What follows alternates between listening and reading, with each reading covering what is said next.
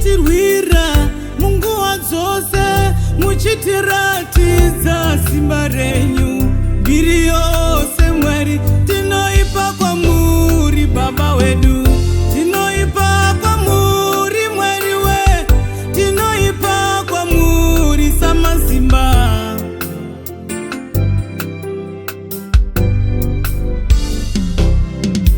Chatinogona kutenda chete pane zvose zvamunotiitira mazuva ose.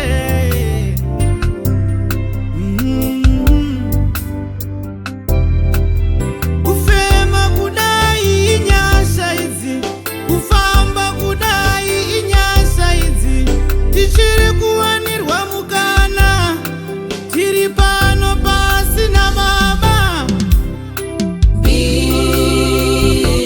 Mukana wekugadzirisa ukama hwedu naBaba. Mbiri yose Baba todzosera, mbiri yose kugwayana raMwari, kugwayana raMwari, kugwayana raMwari. naSailasi mutirongo vakarumbidza, vakapa mbiri yose, ngetani dzikadambuka, tikakupai mbiri yenyu. Varwere vese vanopora, mukapiwa mbiri yenyu. Mapofu anoona, vasina vana vanopiwa vana. Mbiri ngaiuyeka, vasina vana vanopiwa vana. Tikakupai mbiri yose ngaiende, mbiri yose ngaiende, mbiri ngaiende, mbiri yose ngaiende. Gwayana raMwari, gwayana raMwari, gwayana raMwari, mbiri yose kugwayana.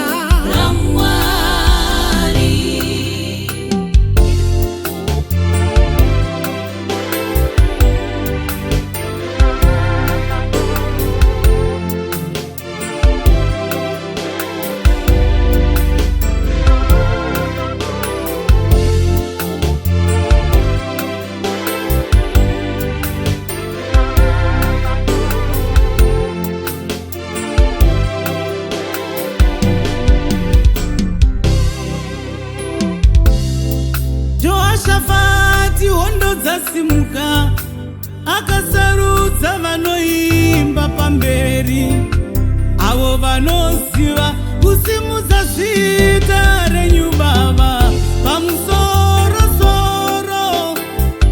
Hondo nhatu dzakarwisana, hondo nhatu dzakachekana, mbiri yose Baba, mbiri yose kugwayana, mbiri yose Baba, mbiri yose mutsvene raMwari, gwayana raMwari, ona gwayana raMwari, gwayana raMwari. Tinopa mbiri kuna Jesu, vakatifira pamuchinjiko, vakadaidzira kuti zvapera, zvoreva matambudziko akakundwa, urombo wakakundwa, mazita ose anopfugama, tiri vakundi nokupfurira, tinodzorera